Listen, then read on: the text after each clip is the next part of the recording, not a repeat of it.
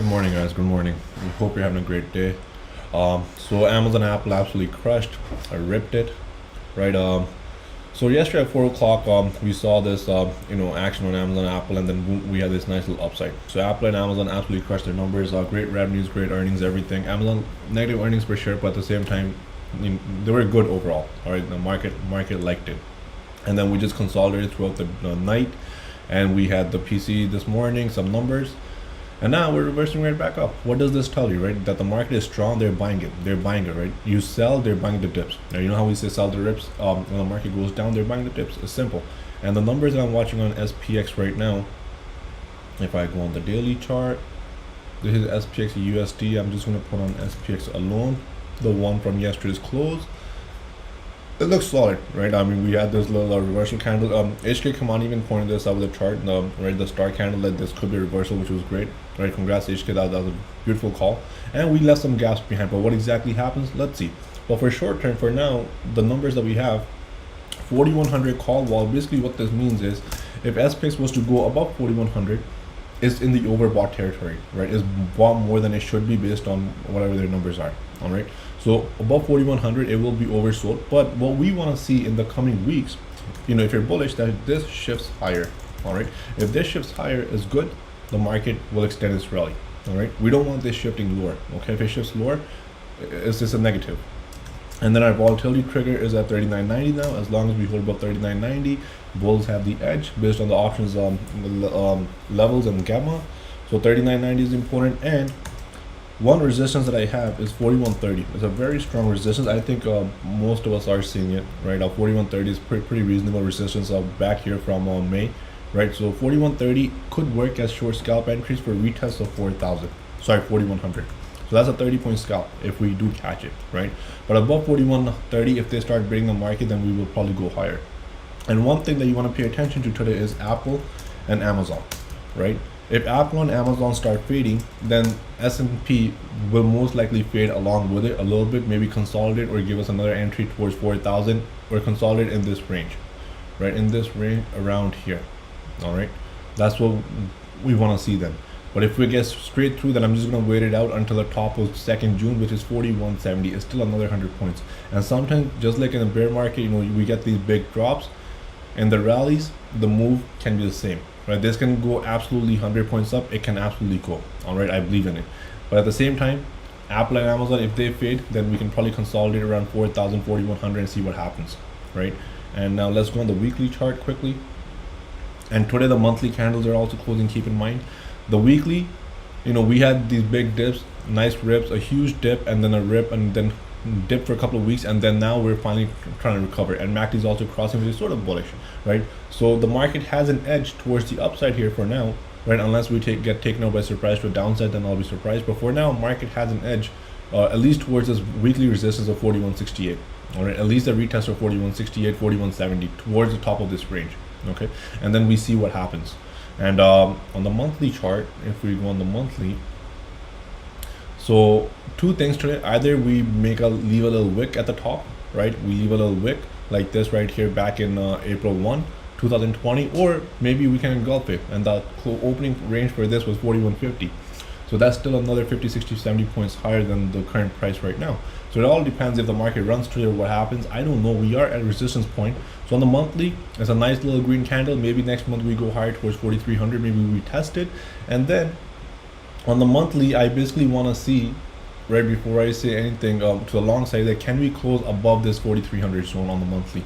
If we can close above 4,300 on the monthly by next month and September, then maybe, we will start seeing some positioning, and it might be time to add some swings to the upside if the market recovers to that much, right?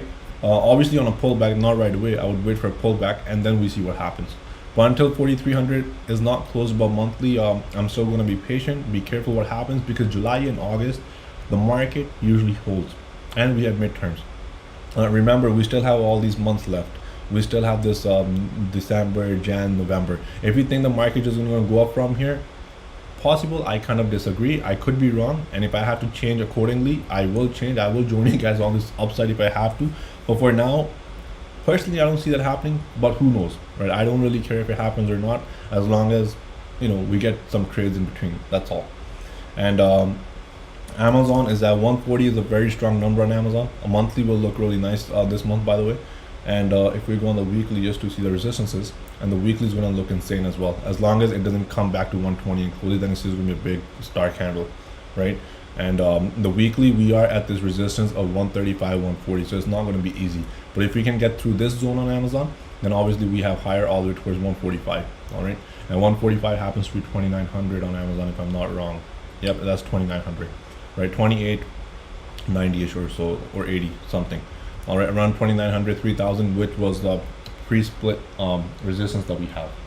All right, and then INTC is just they're down a lot pre-market, but I would keep an eye on INTC.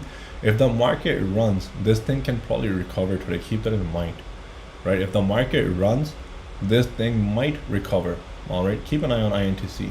So we are at this 2017 zone on INTC. It's a very strong support, but if it does fail, then this is my next zone that I'll be watching, which is roughly 32 bucks. All right, another $3 for a downside. So keep an eye on INTC. This stock was 66. It's a strong company. I know their numbers were bad. They gave some bad guidance, but still keep an eye on this company, because and this you can even play equity, because if this runs even $2-3 to the upside and you catch the move, that's a lot of money.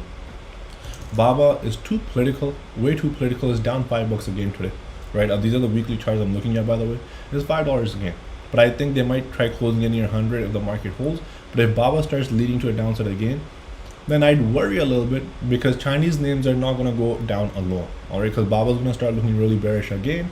If this thing takes a low and goes lower, our market will eventually join them, right? And remember, these guys are the ones who led before even crypto, all right?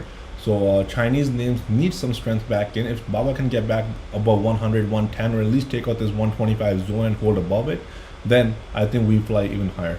All right. So keep an eye on Chinese names. I'm just tracking them. KW is a great ETF that you can track, and let's see what happens here. All right. But for now, it's not looking too great. We're down pre-market. So let's see if we recover, right? And apart from that, Bitcoin USDT. Recovering nicely, right? I think it hit 24k. I think it hit 24.4k, but it's down $1,000 already. No way. So it hit 24,400, and right now it's at 23,400. So it's down 1,000 points, but still it's actually good. There's a lot of volume coming in. Usually that's a good sign. So let's see if it can hold and we can continue higher, or is it gonna go back towards 26 and come back down? I have no idea. But for now, it's worth watching it, because if crypto runs, also there's money coming into risk assets, then some stocks will run. And something I do want to cover from Fed's data dependent and the way the rates are moving, the most of the money will go towards the risk assets, right? Stocks like Tesla is actually one of them that can see a huge spike, all right, based on what Powell's comments were, right? To understand deeply why, you will have to go through the rates, currencies, and everything. So just keep an eye on some of these names, right? If they are data dependent, is in favor of the stocks. For example, Tesla will run a lot, all right? And just go online. There's a lot of good reports that you can understand that how the US 10-year rates will matter, and why some of these names might move a lot, right? US rates are at 2.7. This is a weekly chart again. Let's see if we hold here or not. Dollar is okay, so on the weekly is kind of making just an indecisive candle in the between. Let's see how it closes. Euro USD also held above 1 for now.